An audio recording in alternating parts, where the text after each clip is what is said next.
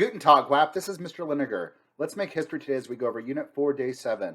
Today we're going to talk about the Great Depression and the Chinese Revolution. But let's get started with our daily punishment. How did the pitcher end up in jail? It was framed. But Key terms for today: Yuan Shikai, the 1911 Revolution, Sun Yat-sen, the 21 Demands, the May 4th Movement, the Guomindang, Chiang Kai-shek, Mao Zedong, the Long March, Black Tuesday, Keynesian economics. We're going to go over the causes and progressions of the Chinese Revolution, the Chinese Communist Revolution, and the causes and effects of the Great Depression. Those are the two big concepts we'll be going over today. So let's get started. We talked about the revolution last unit, the very end. There was a revolution led by Western educated elites. They were anti-Qing dynasty. They were modernizers. They wanted to make China like Japan. It was led by Sun Yat-sen. Initially, regional warlords are going to dominate Chinese politics, so China will not turn into a democracy or even like a authoritarian republic like Japan. Yuan Shikai was a major warlord. He wanted to establish a new imperial dynasty. This shows the division of China. One of the people you should know is Sun Yat-sen. The Japanese example of Japan modernizing and becoming like an authoritarian democracy where the generals are in charge, that really appealed to him. Sun Yat-sen will be elected president in 1911, but the warlords will continue to dominate China. In 1912, he resigned the presidency in favor of the leading warlord, Yuan Shikai. Yuan Shikai will try to establish a new dynasty, and Sun Yat-sen will call for a second revolution. In 1919, Japan, sensing China's weakness, is going to call for 21 demands. They're going to give it to the Chinese government, basically taking over their land, making China subservient to Japan. Yuan Shikai will be overthrown, and Japan will seize much of northern China, and the warlords could do very little. China was broken into small little governments. In May 4th, 1919, there's going to be a massive public demonstration by students, nationalists, and politicians. The purpose of this was to create a liberal democracy in China. It's called the May 4th movement. It called for the abandonment of Confucianism in favor of Western ideals. This movement will fail. China will not suddenly become democratic, and this is going to turn some people to communism.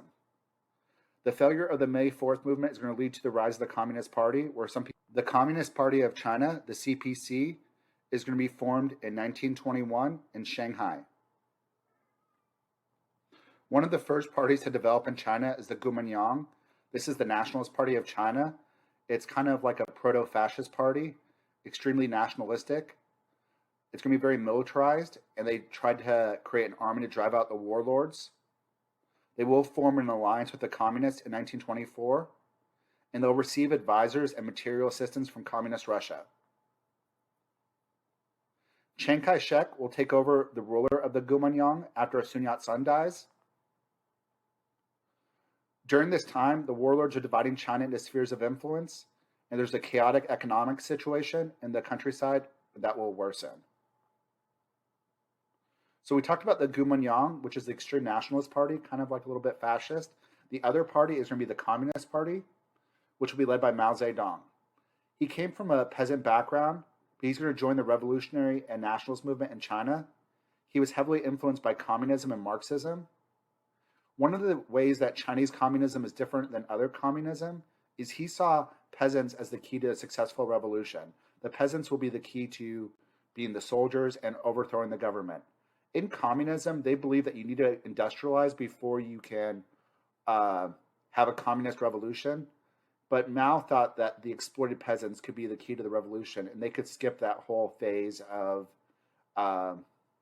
industrialization, and they'll industrialize after they become communist. Chiang Kai-shek and the Guomindang are going to begin to expand their territory controlled by the nationalists. He's going to seize Shanghai in 1927. 1928, he'll capture Beijing. He's going to do a brutal crackdown on his former allies, the communists, in 1928.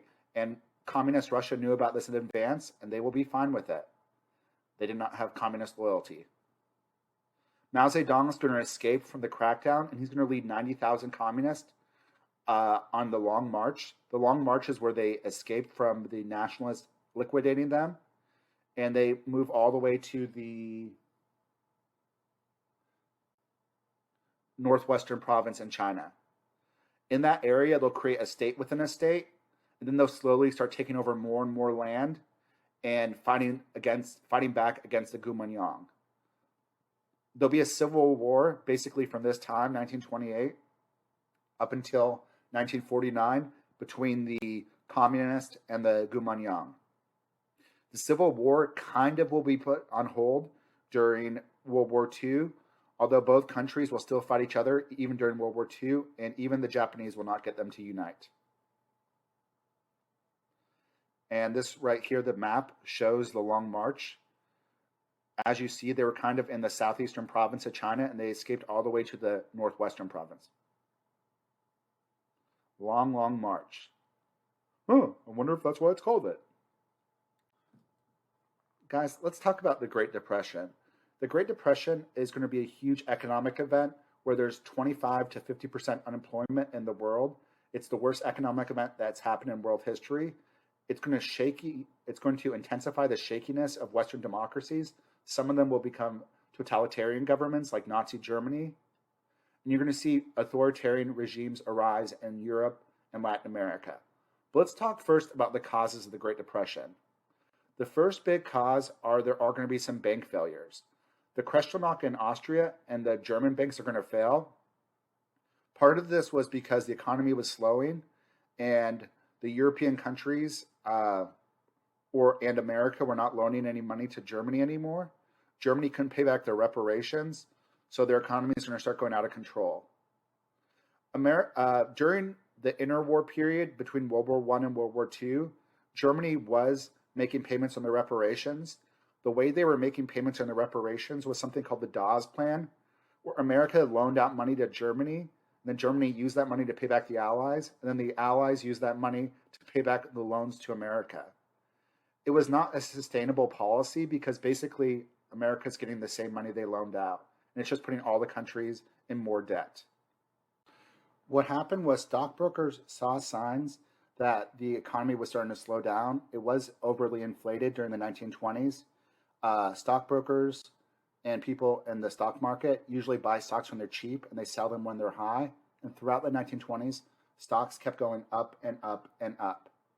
And really, they were worth more than they should have been.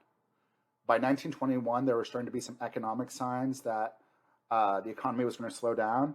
So people started selling their stocks. This led to a run on Black Tuesday where people sold 16 million stocks, and the Dow Jones in the stock market dropped more than it ever had in its history. There's some big problems with this right here. The first one was buying on margin. Buying on margin was an economic tool created by banks where they would help a person buy a stock, and if the stock made money, the bank would get some of the profit. The problem with this is if the stocks completely crash, the person can't pay back the bank, and banks didn't really do a good job at this time checking to see the credit the person had. And not only is the person out of their money, but the bank is not going to get back their loan. The other thing that caused a problem with this is buying on credit, where people would buy a car and they would make out down payments on it. The car would go in stock and I would pay $100 a month. Both of these things are going to cause a lot of loans from the bank. And when Black Tuesday happens, people lose their stocks overnight. This is going to cause a chain reaction. Banks were helping people buy stocks with buying on margin.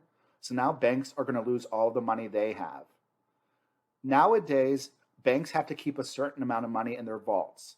This is part of the FDIC. Banks have to keep 10% of their money. If a bank has $100, they have to keep 10% in the vault in case people want to get back their loans. Back in this day, before the Great Depression, banks didn't have to keep a certain amount in the vaults, and banks make money through loans.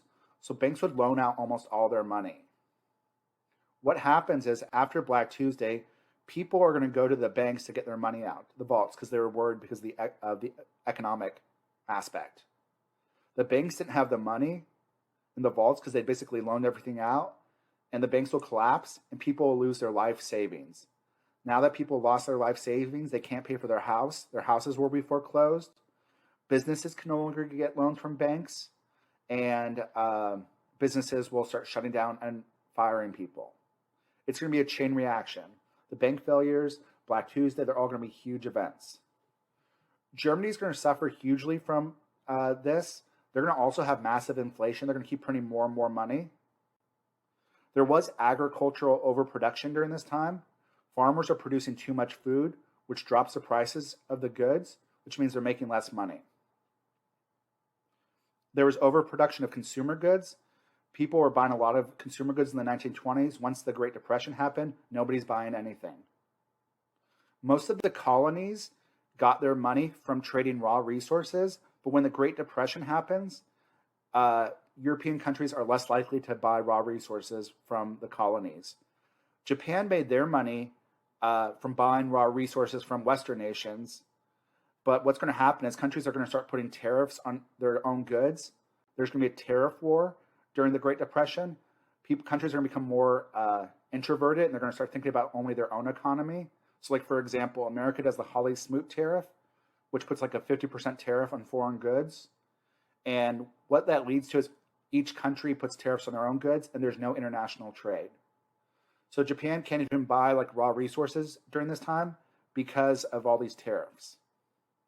And nobody's buying the raw resources from Latin America. And the reason Japan's not buying from Latin America is there's different kind of goods. Japan's looking for like aluminum, nitrogen, stuff for weapons, where Latin America has like sugar, cotton, stuff like that.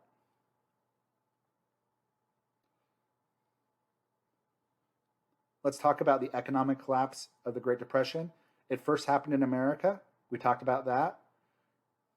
Europe was dependent on American credit. It's going to be drawn into the crisis. The Depression is going to lead to extremes and paralysis in government around the world. Communist Russia was already a centralized economy. So because of this, it won't be affected by the Great Depression. It didn't have a stock market or anything. It controlled the banks. Colonial nations depended on exports of raw materials, and they're going to suffer enormously. We talked about that. Latin America and Japan were heavily dependent on exports. Japan exported finished products, like textile goods and stuff like that. Japan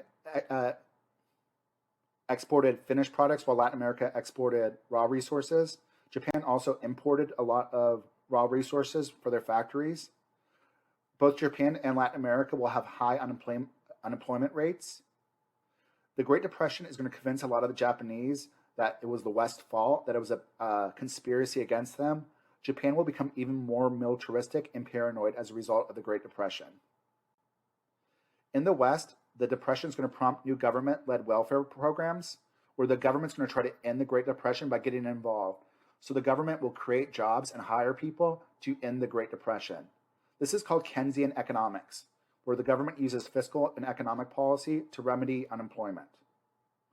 World trade is going to collapse as nations are going to try to protect their domestic economies from competition.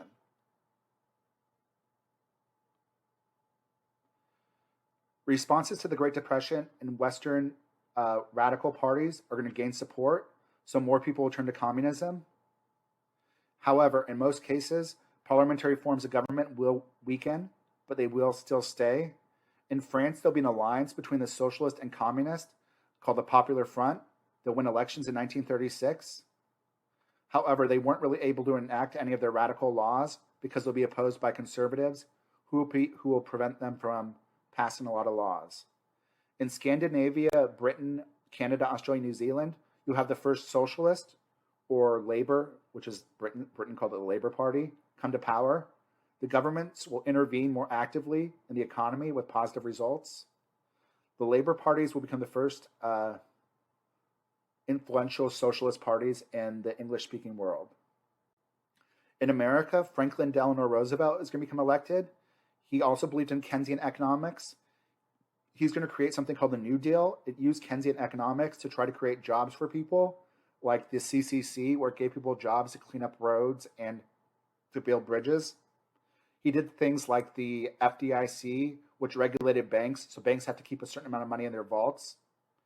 He did things like Social Security, which offered where like people when they get a certain age, they get their money back that was kept from their paychecks. That way, like you don't just lose everything and you're not screwed for the rest of your life. A lot of the Western European countries will also rely on Keynesian economics during this time. All right, guys, that's all I have for you for today.